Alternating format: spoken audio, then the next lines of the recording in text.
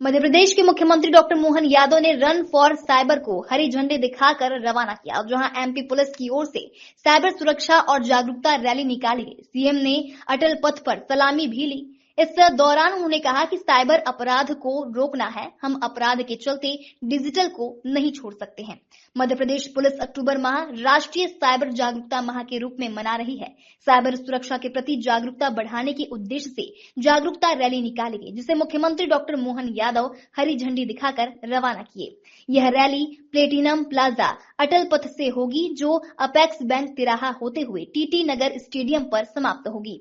CM doctor Mohan Yadav ने कार्यक्रम को संबोधित करते हुए कहा कि डिजिटल पेमेंट में भारत दुनिया भर में उभरा है, लेकिन हमें साइबर अपराध भी रोकना है। हम अपराध के चलते डिजिटल को नहीं छोड़ सकते।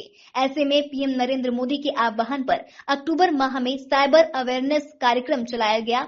मुख्यमंत्री ने बताया कि मध्य प्रदेश में सभी जीवों के संरक्षण का अभियान चल रहा है। कल गुरुवार को मां नर्मदा में मगरमच्छ छोड़े जाएंगे। उन्होंने कहा कि मगरमच्छ मां नर्मदा का वाहन है। हमने चंबल नदी में घड़ियाल छोड़े हैं, अब नर्मदा में मगरमच्छ की संख्या बढ़ेगी।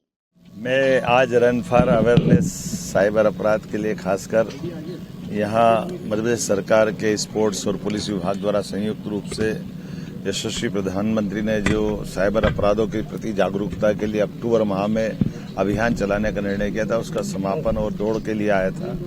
और इस अभियान के माध्यम से एक तरफ हम जब नई तकनीक अपनाने की तरफ लोगों को प्रेरित करते हैं, तो उस तकनीक की चुनौतियों से जिसका दुरुपयोग होता है, ऐसे अपराधों को रोकने के लिए ये बहुत अच्छा अभियान चलाया गया। और कितना सरल हेल्पलाइन नंबर 1930 अगर ये रिलीज किया, जिस आधार पर हम अपने सभी प्रकार के साइबर अपराधों की जानकारी से पुलिस से जुड़ करके इन अपराधों पर नियंत्रण का काम करें। मेरी अपनी ओर से माननीय प्रधानमंत्री जी का भी आभार और मध्य प्रदेश पुलिस के माध्यम से जनता को ये सुविधा और सौगात दी गई, इस बात की बधाई। भारतीय जनता पार्टी के पक्ष में, हमारे प्रत्याशियों के पक्ष में हम अपने सभी मुख्यमंत्रियों को या अलग अलग स्टार प्रचारक जिनको आमंत्रित किया गया है, वो हम सब मिलकर के बिहार में फिर एक बार एनडीए की सरकार बने, इस दिशा में अभियान चलाने के लिए मेरा अपना बिहार का दौरा है। और जिस प्रकार से बिहार का हजारों साल पहले से हमारा मध्य प्रदेश से संबंध है, हमारे यहीं से अशोक 2200 साल पहले यहाँ से युवराज बन करके सम्राट बनने बाद में बिहार गए, पाटलिपुत्र में सम्राट बने और अशोक का सुशासन दुनिया ने देखा है। राजा भोज के काल में भी भोजपुरी वहां गई और परमार वंश के शासकों ने बिहार और मध्य प्रदेश के संबंध को समृद्ध किया है। ऐसे हर बार हर समय, और बिहार के लिए तो भगवान कृष्ण के पुत्र सांब ने वहां सूर्य मंदिर बनाया था। ऐसे कई कारणों का ऐतिहासिक कारण है। और बिहार की क्षमता, बिहार के लोगों की क्षमता, बिहार का अपना एक बाकापन, वो हमेशा लोगों को लालायित करता, आकर्षित करता है। ऐसे में एनडीए की सरकार बनने के बाद बिहार की प्रगति चहुमुखी हुई है। माननीय प्रधानमंत्री के नेतृत्व में एक बार फिर पुनः वहां एनडीए की सरकार नीतीश जी के साथ बने, इस दिशा में हम लोग काम कर रहे हैं। मेरी अपनी ओर से आपके माध्यम से जब छठ मैया का आशीर्वाद सबको मिला है, देश ने आनंद भोगा है, तो इस भगवान से कामना करते हैं कि प्रचंड बहुमत से एनडीए की सरकार बने।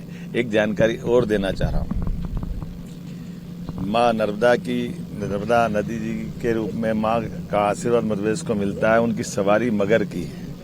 ऐसे में जैसे हमारे सभी प्रकार के वन्य जीव आबाद हो रहे हैं, पिछले समय घड़ियाल हमने चंबल में छोड़े थे, इस बार नर्मदा जी में मगर छोड़ने में कल जा रहा हूं। तो मगर को हम अपनी नर्मदा जी के कुछ अंचल में कहीं कहीं दिखाई देते हैं, अन्यथा बहुत बड़े पैमाने पर मगर के लिए नर्मदा जी का जल और नर्मदा जी की धारा बहुत अनुकूल है।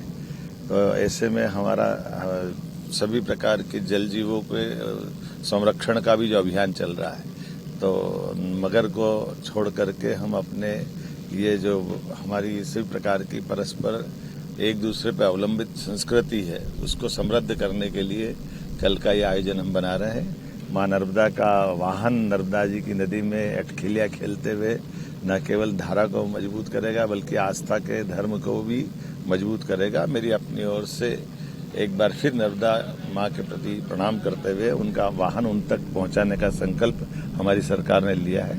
मां का आशीर्वाद हम सबको मिलेगा, लेकिन आवश्यक सावधानी भी रखेंगे। जहां हमारी आबादी का बेल्ट है, जहां हमारे गांव है उससे बचा करके ऐसे अंचल में जहां कोई दूसरी प्रकार की संभावना नहीं रहेगी वहां हम ये जल जीव छोड़ेंगे।